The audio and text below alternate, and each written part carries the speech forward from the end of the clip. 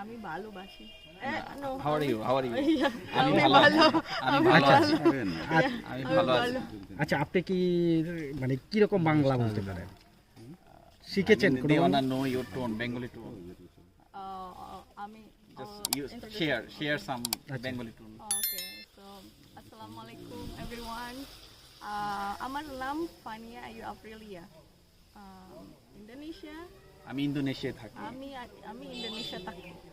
আচ্ছা আচ্ছা আমার পিতার নাম হচ্ছে আমার পিতার নাম হচ্ছে ফাউজি। ফৌজি হালমি। আচ্ছা আমরা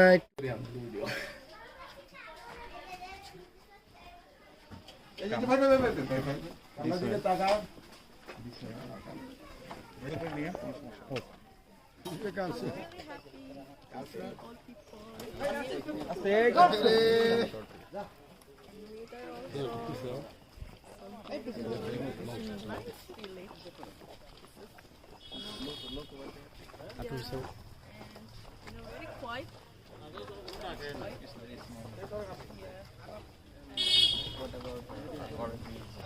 Yeah, it's very natural here. Everything's green. কথাগুলো একটু জোরে বলবেন, একটু জোরে বলবেন। ভাই আপনারা একটু শুরু দেন, একটু দূরে দেন, একটু দূরে দেন।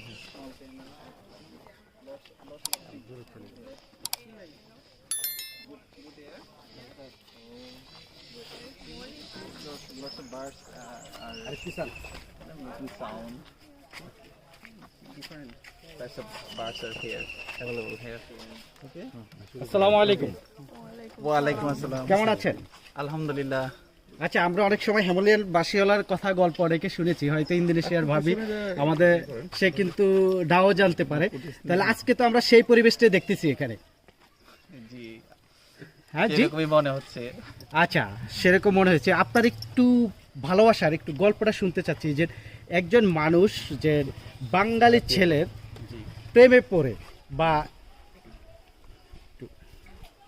হ্যাঁ বাঙালি ছেলের প্রেমে পড়ে সে ইন্দোনেশিয়া থেকে বাংলাদেশে এসে পড়ছে তার পরিবারকে রেখে, মানে এই সাহসটা কিভাবে পেয়েছে? একটু যদি আমরা একটু সেট করে তো একটু পিছনে গেলে ওই যে গাছের মিউচুয়াল আন্ডারস্ট্যান্ডিং অনেক স্ট্রং। আমরা ওভাবেই একজন একজনের উপর মানে প্রমিস করে রেখেছি, বা ওভাবেই আমাদের আন্ডারস্ট্যান্ডিংটা হয়েছে যে যত কিছুই হোক না কেন, যত যাই হোক, তুমি কখনো আমাকে ছেড়ে যাবে না, আমি তোমাকে ছেড়ে যাব না। আর আমি ওকে আসার আগে সব কিছু আমাদের বিষয় বলেছি। সেটা আমরা শুনতে পেলাম, কিন্তু আপনার শুরুটা যদি আমাদেরকে বলেন কিভাবে শুরু হয়েছে? শুরুটা হয়েছে আমাদের ফেসবুকের মাধ্যমে। কত সালে? সেটা হচ্ছে 4 বছর আগে।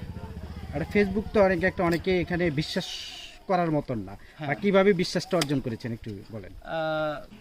হ্যাঁ, এটা সত্য যে ফেসবুকে অনেক সত্য, অনেক মিথ্যা, অনেক কিছু থাকে। আমি যখন প্রথমে তার ফেসবুক প্রোফাইলটা দেখলাম, তার প্রোফাইলের ডিটেলসটা চেক করলাম যে আসলে এখানে তার পার্সোনালিটি, তার যে ছবিগুলো, ব্যাকগ্রাউন্ড বা অন্যান্য যে ছবিগুলো আছে, অনেক ছবি দেখলাম। তো প্রথম দেখাতেই একটু ভালো লাগা শুরু হলো। আচ্ছা, তো প্রথম আমি তাকে ফ্রেন্ড রিকোয়েস্ট পাঠাই। আপনি পাঠিয়েছেন? জি, আচ্ছা ফ্রেন্ড রিকোয়েস্ট পাঠিয়েছি। পাঠানোর 2-3 দিন পরেই দেখি ও অ্যাকসেপ্ট করে। তো দুজনে একটু কনফিউশনে ছিলাম যে আসলে আমরা এই যে ফ্রেন্ড রিকোয়েস্ট পাঠালাম, এখন ও কি আসলে কি মেয়ে নাকি, ও আবার ভাবতেছে যে আসলে কি এটা ছেলে নাকি ফেক। তো এইভাবে হাই হ্যালো স্ক্যামার, তো এইভাবে আমরা আস্তে আস্তে হাই হ্যালোর মাধ্যমে আস্তে আস্তে কথাবার্তা, মানে একজন একজনের সম্পর্কে জানা শুরু করলাম, ও জানা শুরু করলো। পরে আস্তে আস্তে আমাদের আর কি প্রসেসটা আগানো হলো। পরে মানে ফেসবুক রিকোয়েস্ট, প্রথম তো ফেসবুক ফ্রেন্ড ছিল, এরপরে আপনার প্রতি বিশ্বাসটা কখন অর্জন হয়েছে বা কেন বিশ্বাস করেছে? সে বিশ্বাস করেছে কারণ শুরু থেকে আমি ছিলাম অনেক পজিটিভ মাইন্ডেড। আচ্ছা, পজিটিভ মাইন্ডেড। আমার চাওয়া অ্যাম্বিশন, আমার স্ট্যাটাসই হচ্ছে, আমার অ্যাম্বিশন হচ্ছে অনেক লো, বাট আমার অনেস্টি আর আমার কনফিডেন্স হচ্ছে অনেক বড়, অনেক বেশি। আচ্ছা, ওইটাই ও পরে অনেক ইমপ্রেস হয়েছে। আচ্ছা, তো এই আগ্রহটা আপনার কেন যাচ্ছে যে না, একজন বিদেশি মেয়ের সাথে প্রেম করতে হবে, তাকে বউ করতে হবে?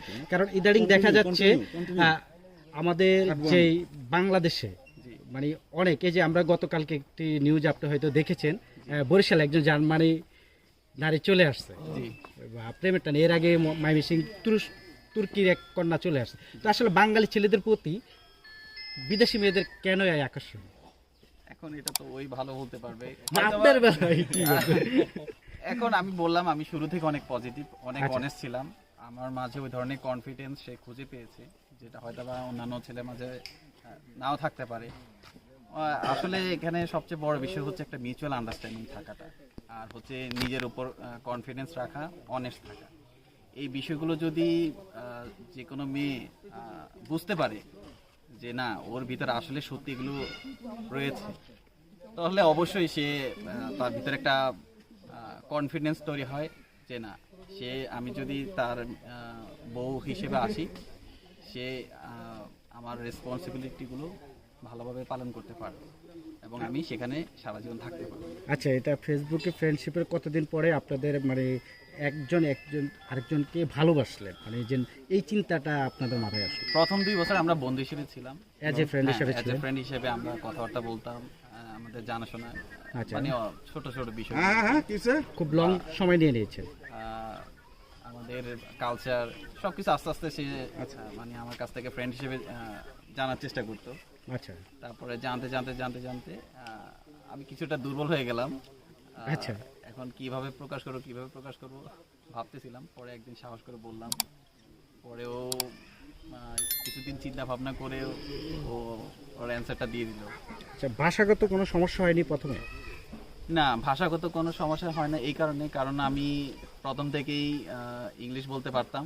আচ্ছা আমার এখানে একটা কনফিডেন্স আছে, ইন্দোনেশিয়া ভাষা।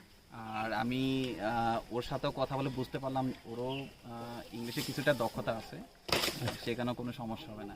আচ্ছা, আমরা জানতে পারলাম তিনি কল সেন্টারে জব করতেন। জি আচ্ছা, এটা গণমাধ্যমের সূত্রে জানতে পারলাম। তো আমরা একটু তার সাথে কথা বলি, যেহেতু আমাদের দেশের বউ আমাদের সকলেরই ভাবি।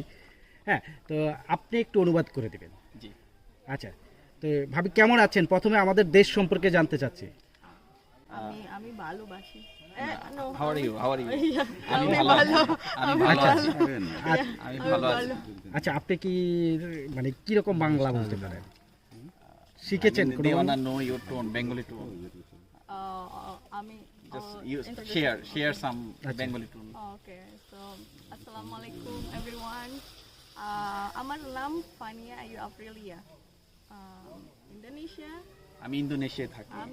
আমি ইন্দোনেশিয়া থাকি। আচ্ছা আচ্ছা। আমার পিতার নাম হচ্ছে আমার পিতার নাম হচ্ছে ফাউজি। ফৌজি হামি। আচ্ছা, আমরা একটু ফানিয়ার কাছ থেকে জানতে চাই যে যখন প্রথম ফ্রেন্ডশিপ হলো, রিকোয়েস্ট পাঠিয়েছে, এরপরে আপনি তাকে কিভাবে বিশ্বাস করলেন বা কেন আজকে বাংলাদেশে চলে আসলেন, এই বিষয়গুলো যে যাক হচ্ছে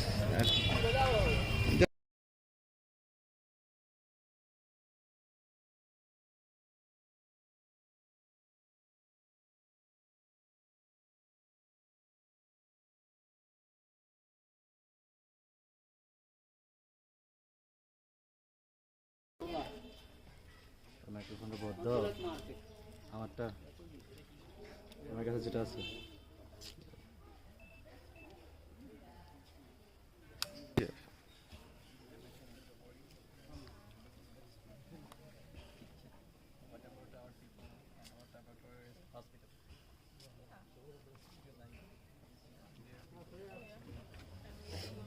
hospital.